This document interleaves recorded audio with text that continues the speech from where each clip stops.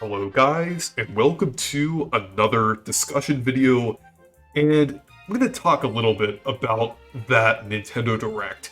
And overall, I would have to say that I have some mixed feelings about it. On one hand, the big main announcements that were there were huge. They were things that people either weren't expecting and were welcome additions, or things that people have been wanting for a long time. But there was a lot of filler in that direct. There were a lot of I've nothing against JRPGs. Like I like the Xenoblade series and I like some other JRPGs, but I feel like there really needs to be more variety in these showcases. I feel like they should have had like small clips of some of these games and then had like a full trailer release after the direct. I feel like that would have been a better way of handling it. A lot of simulation games and farming games as well. Again, nothing wrong with them. I'm sure they're fine games. I just think there should be a little more variety in a direct.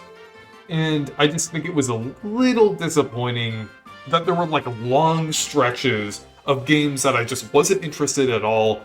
And I mean, that's understandable. There's going to be a lot of games that I'm not interested in. But I feel like they were just the same types of games over and over again. And again, nothing wrong with those games, but I feel like there should have been a little more variety to make things interesting. Like they should have put one of the bigger announcements earlier in the direct. Like one, for example, that I'm going to get into in a little bit is Kirby. I feel like that should have been earlier in the direct to kind of balance things out, because it feels like the heavy hitters were mostly at the end. And a lot of the time in Nintendo Directs, they're kind of spaced out. But yeah, the big announcements were really good. I'm really excited about the things that they did announce that were big. So I'm mostly going to talk about those, and also a little bit of a couple smaller things. Really like the Xenoblade update in there. I think the new hero looks cool, and I'm excited for when that releases in October. And also a little bit of info on Splatoon 3 was nice, as well as Mario plus Rabbids. I think there was like a couple new clips of like some villains and Cursa and different things. Even a sneak peek at Wave 3 of Mario Kart 8 Deluxe. I think that looked actually pretty decent. I feel like Wave 3 might actually be an upgrade from Wave 2, because Wave 2 already looked fairly decent. So I think they might be improving things a little more. Which is why this won't come out until the holiday season. So that's fine. It kind of makes sense since Merry Mountain is a part of it. So I'm looking forward to that. And another thing that they showed that I'm kind of interested in is the Mario Strikers update. And yeah, well, that game really should have had more content at launch. I still like the game. I still thought it was pretty fun. And I do think this update does have some pretty interesting additions for characters. Like Pauline is always a great character to add. I feel like it's great that she's now a recurring character in the Mario spin-offs. In Diddy Kong as well, Diddy Kong is a great character, because Diddy Kong was in Strikers Charged, so I'm glad that he's back in this game.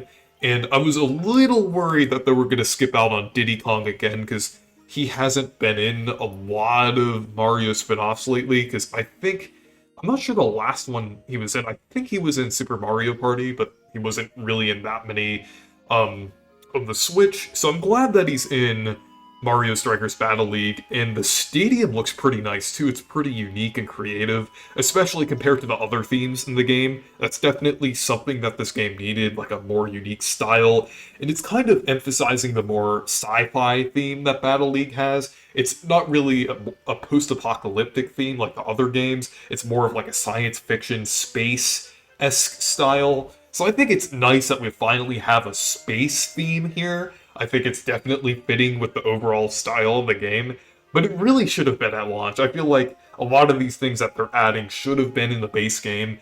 It should really be more like things that feel like extra that are added after launch, like things you wouldn't necessarily expect in the game.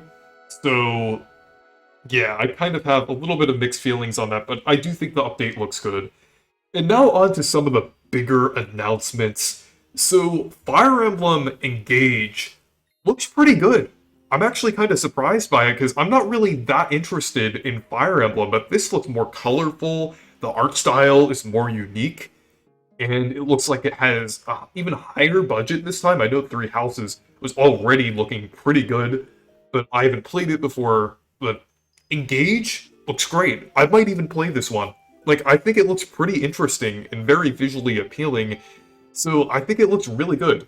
I think I'm really excited to see what they'll do with this game, and I might actually play it. That's going to be a first for me, because I haven't really played any Fire Emblem games other than Heroes. So I think that looks good.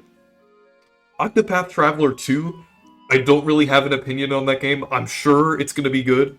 Um, I just during the direct they showed it when they were showing like a long portion of JRPGs, so it kind of blended in a little bit. So yeah, I it looks good, but I'm just personally not really interested in it. I will say though that one of the characters looks like Noah from Xenoblade 3, which I kind of found kind of funny. Um, so yeah, and next is Kirby. So Kirby's Return to Dreamland is actually getting a remake. I think that's pretty cool.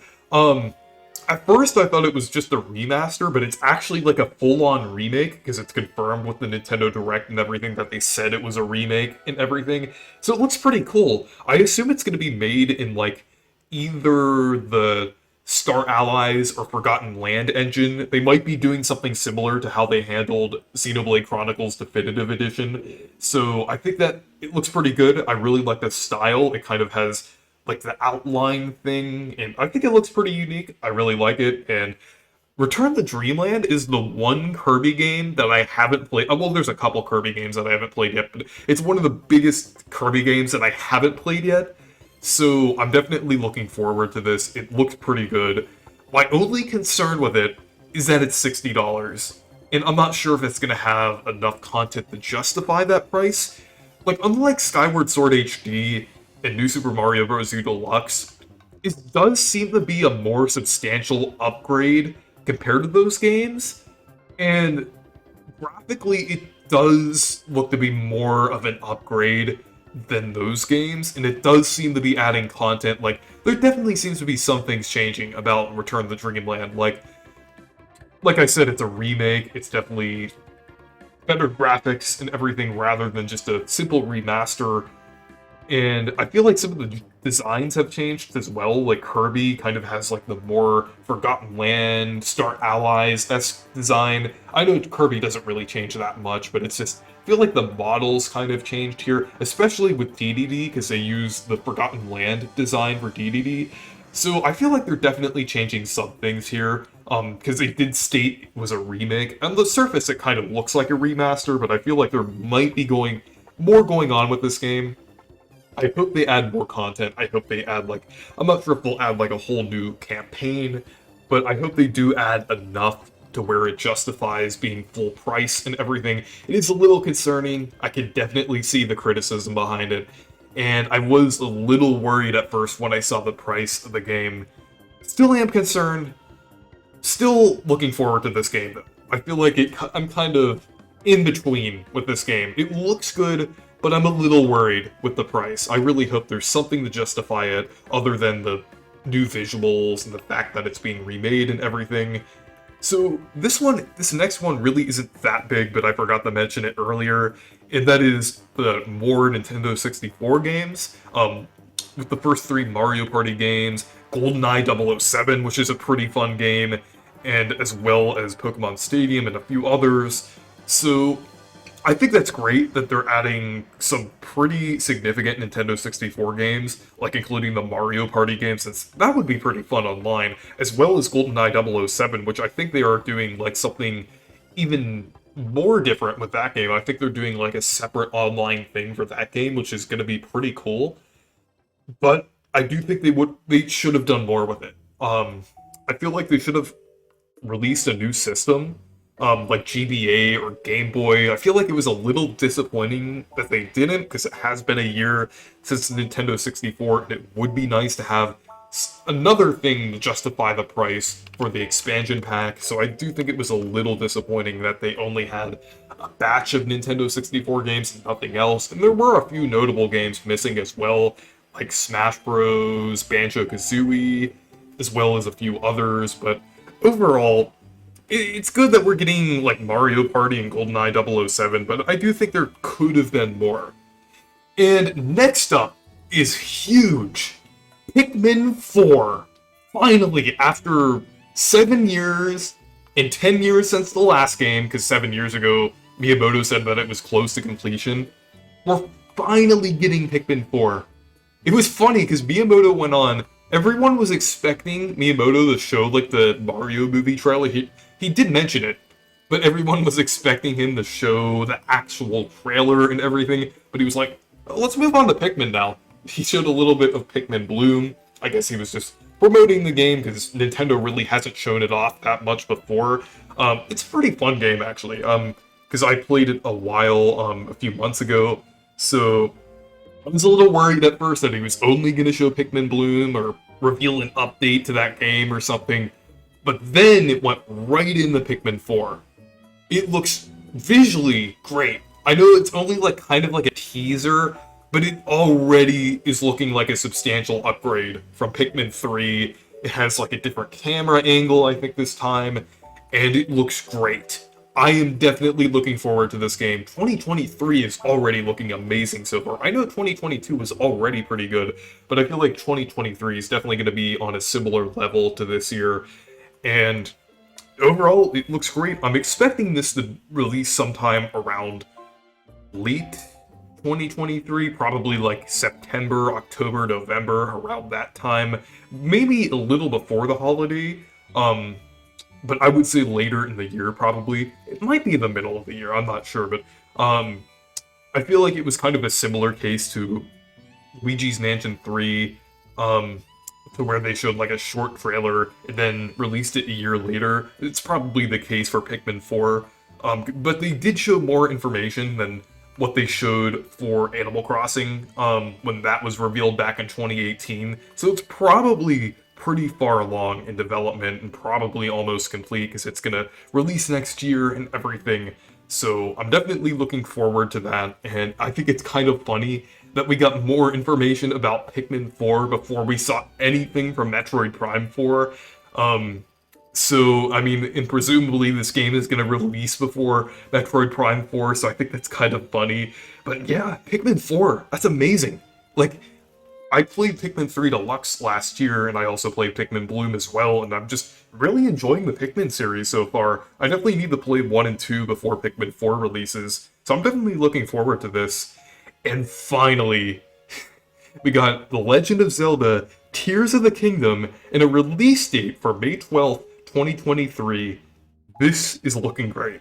I know they didn't really show too much, but it's already looking to be a pretty good upgrade from Breath of the Wild and a pretty interesting sequel overall because it has like the floating islands and like the new rune. Well, they kind of act similar to runes. I'm not sure how they would function exactly in the game, but they look great. I hope they bring back traditional dungeons, but overall it's looking pretty good. And I've noticed in the trailer that some of the world actually looked kind of different from the original Breath of the Wild. Some things obviously look the same, but it seemed like there was more area that was open, like some of the areas that blocked you off in the original game kind of looked like they were areas you can explore, so maybe they actually expanded the world this time. I think that would make sense.